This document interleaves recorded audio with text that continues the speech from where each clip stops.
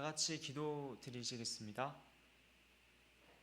하나님, 저희에게 2021년 새해를 주시고 오늘도 새로운 아침을 주셔서 감사합니다. 당연해 보였던 일상이 하나님의 은혜였음을 고백합니다. 기도하기 위해 나온 이 자리, 저희에게 말씀해 주시고 은혜를 주소서. 예수님 이름으로 기도드립니다. 아멘. 다 같이 찬송가 310장 부르시겠습니다.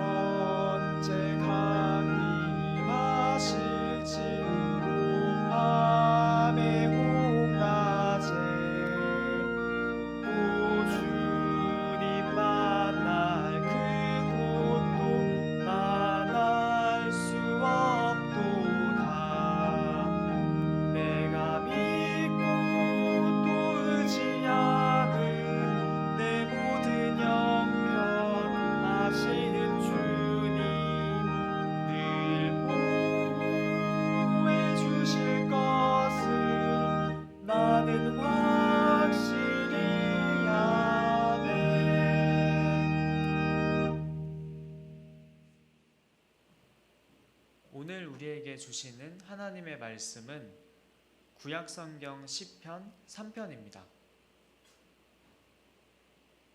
구약성경 시편 3편입니다. 제가 시편 3편 5절을 봉독하겠습니다. 하나님의 말씀을 경청하십시오. 내가 누워 고나게 잠들고 또다시 깨어나게 되는 것은 주님께서 나를 붙들어 주시기 때문입니다. 아멘. 이것은 우리 주님의 말씀입니다. 시편 3편에는 이른 아침 기도라는 표제가 붙어 있습니다. 이 시가 하루를 시작하는 아침 예배를 위한 기도시로 사용되었었기 때문입니다. 한 해를 시작하는 새해 새벽 기도회로 모인 우리들도 시편 3편을 묵상하면서 어떤 마음으로 한 해를 시작하고 한 해를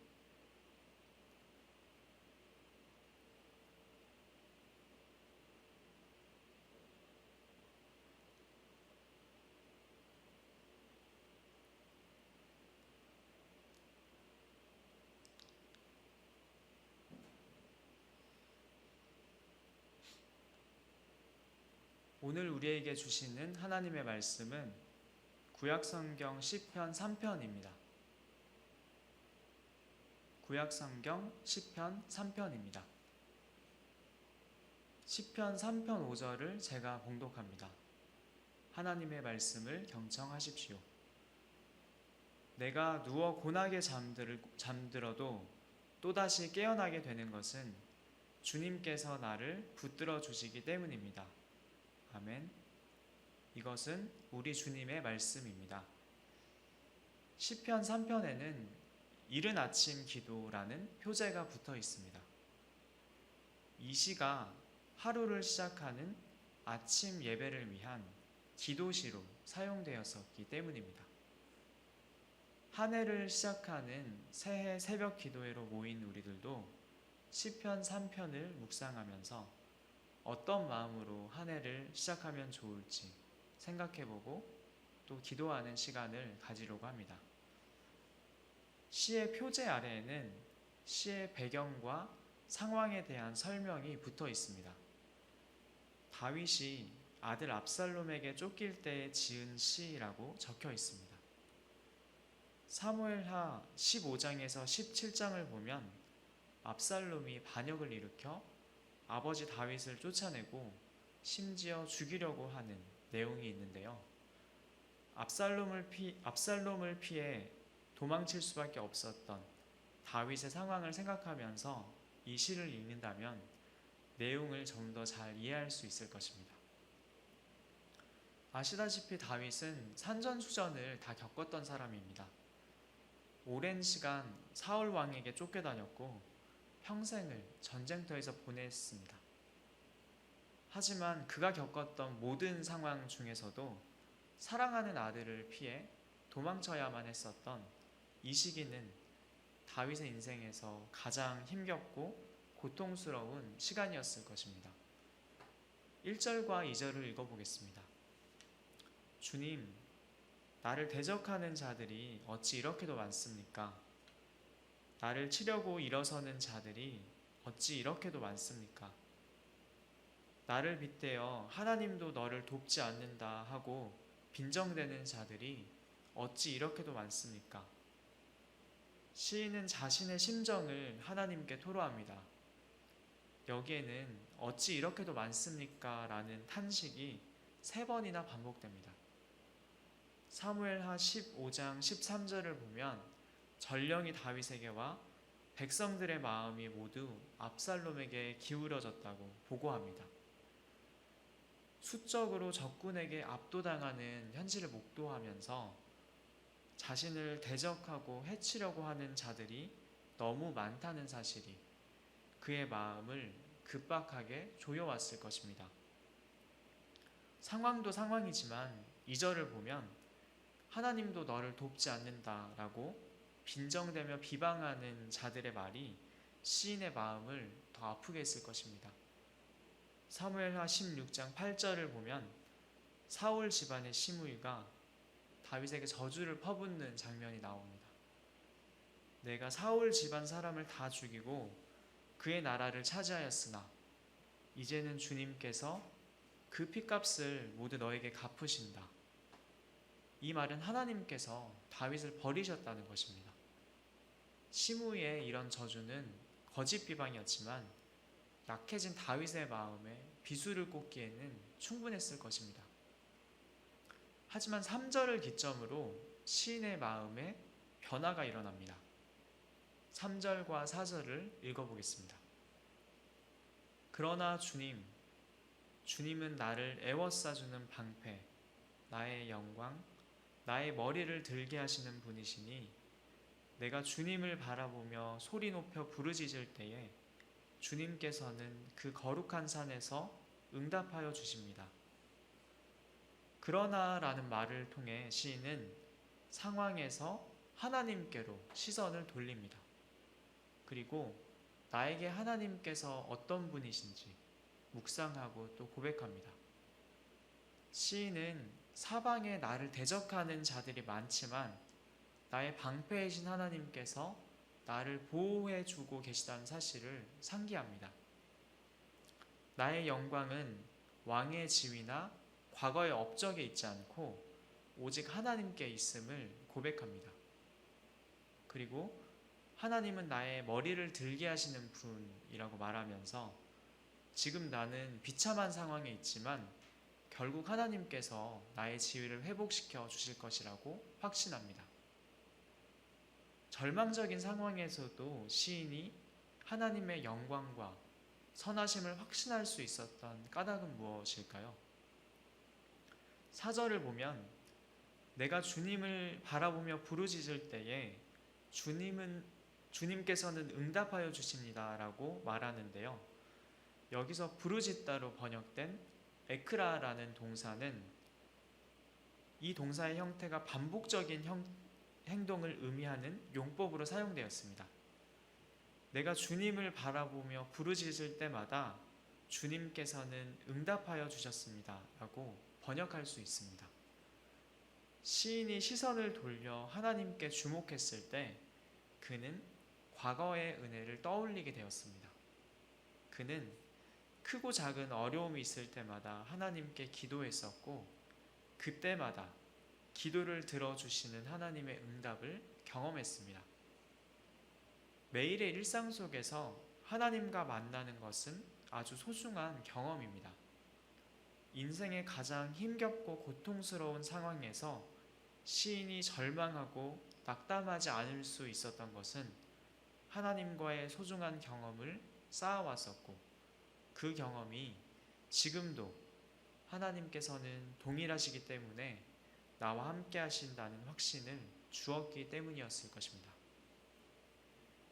이러한 확신이 어떤 결과를 가져왔는지 5절과 6절에서 볼 수 있습니다. 제가 읽어보겠습니다. 내가 누워 고나게 잠들어도 또다시 깨어나게 되는 것은 주님께서 나를 붙들어 주시기 때문입니다. 나를 대적하여 사방에 진을 친 자들이 천만대군이라 하여도 나는 두려워하지 않으렵니다. 시인은 이제 편히 잠들 수 있다고 말합니다.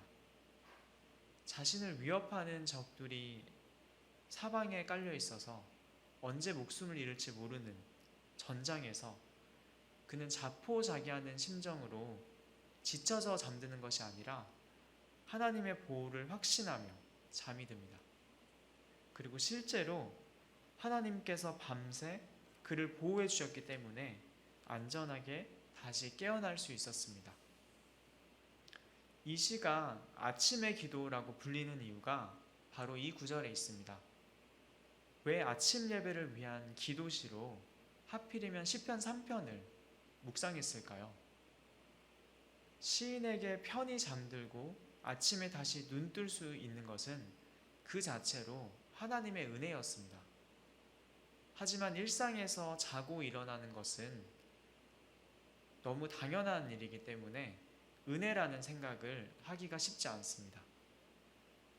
이 시를 묵상하면서 시인의 상황과 고백을 깊이 생각할 때 당연하게 생각했던 새로운 하루가 하나님의 선물임을 기억하며 감사함으로 하루를 시작할 수 있었을 것입니다. 힘겹고 고통스러운 상황에 대한 탄식으로 시작한 시는 7절과 8절에서 하나님의 구원에 대한 소망과 확신으로 마무리됩니다. 우리가 다윗과 동일한 상황을 겪는 것은 아니지만 비슷한 어려움을 경험할 때가 많이 있습니다. 눈앞이 캄캄해지는 어려움 속에서 다윗의 마음이 변하게 된 출발점은 시선을 돌려 하나님을 바라본 것이었습니다. 그리고 내가 기도할 때마다 응답해 주셨던 하나님과 쌓아온 소중한 경험을 기억하는 것이었습니다. 한 해를 시작하는 시간입니다. 작년은 그 어느 때보다 모두에게 혼란스럽고 힘겨운 한 해였다고 생각합니다. 하지만 오늘 기도를 통해 우리도 시선을 돌려 하나님을 바라볼 수 있었으면 좋겠습니다. 지난 과거를 돌아보며 그럼에도 불구하고 하나님께서 어떤 은혜를 주셨는지, 어떻게 함께 해주셨는지를 생각하고 감사하는 시간을 가졌으면 좋겠습니다. 또한 새로운 한 해에도 하나님과의 소중한 경험을 쌓아갈 수 있도록 기도했으면 좋겠습니다. 그 출발점을 시편 3편이 아침의 기도라는 사실에서 찾을 수 있습니다. 아침에 이 시를 묵상하며 감사함으로 하루를 시작했던 믿음의 사람들처럼 우리가 주어진 이 한 해가 하나님의 은혜이며 선물임을 기억하고 감사한다면 우리는 시편 3편을 아침의 기도라고 고백할 수 있을 것입니다.